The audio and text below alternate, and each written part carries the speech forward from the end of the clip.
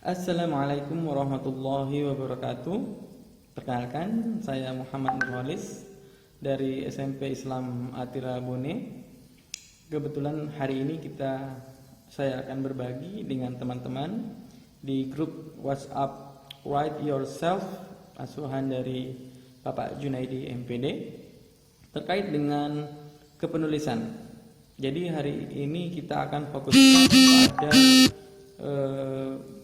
keterampilan untuk penulis pemula. Sebagaimana tema yang telah disiapkan bahwa menulis itu gampang, berarti kita akan belajar tentang menulis kita akan belajar tentang menulis dengan pertama-tama mengubah mindset kita bahwa menulis itu gampang. Jadi kita menggunakan bahasa yang positif bahwa menulis itu gampang. Coba teman-teman bayangkan saat teman-teman menulis sebuah mengetik chat di sosial media. Menurut teman-teman itu mudah apa tidak? Tentunya cukup mudah ya, karena kita akan menuangkan gagasan yang ada di kepala kita ke dalam chat yang akan kita kirimkan kepada orang yang akan menerima. Prinsipnya sebenarnya seperti itu, bahwa kita menulis sesuatu di kolom status, kita menulis sesuatu di kolom chatting untuk menyampaikan sebuah informasi kepada individu yang membutuhkan. Begitupun dengan menulis, kegiatan kreatif menulis. Cuma mungkin pada saat menulis itu informasi yang kita berikan itu kepada banyak orang atau khalayak ramai. Jadi menulis adalah kegiatan menuangkan gagasan yang dapat memberikan kebermanfaatan bagi diri sendiri maupun orang lain. Ya, jadi prinsipnya definisinya tidak hanya sekedar menuangkan gagasan di dalam kertas, ya, dalam bentuk pesan-pesan.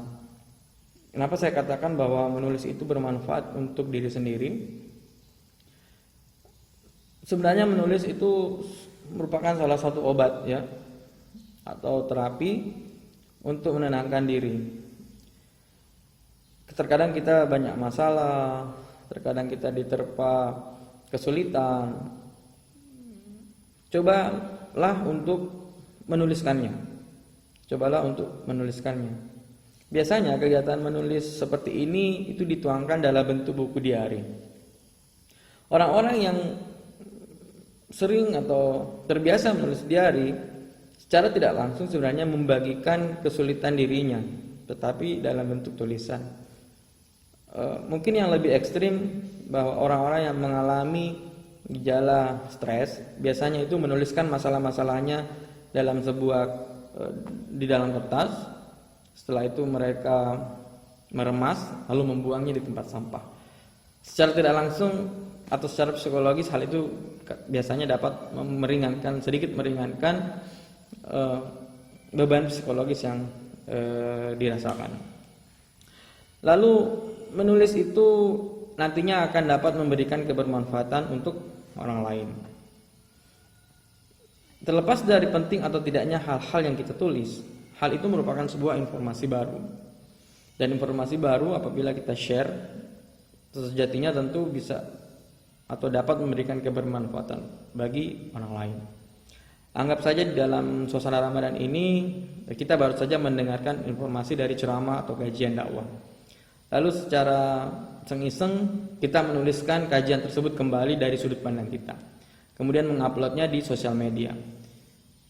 Itu merupakan sebuah bentuk berbagi ilmu dan kebermanfaatan untuk orang lain. Dan itu dilakukan dengan cara menulis.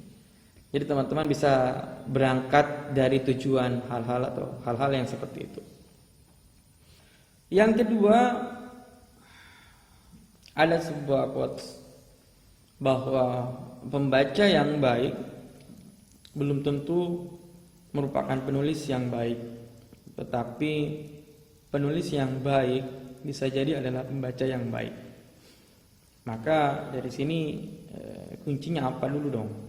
Nah, dari quotes itu kita bisa menangkap pesan bahwa membaca adalah salah satu unsur yang tidak boleh kita abaikan dalam sebuah proses kreatif menulis. Baik, saya akan berbicara lebih rinci. Kalau kita akan menulis sebuah cerita, taruhlah sebuah cerpen atau cerita sederhana, maka jangan pernah menulis cerpen kalau teman-teman tidak pernah membaca sebuah cerpen. Itu kuncinya, ya.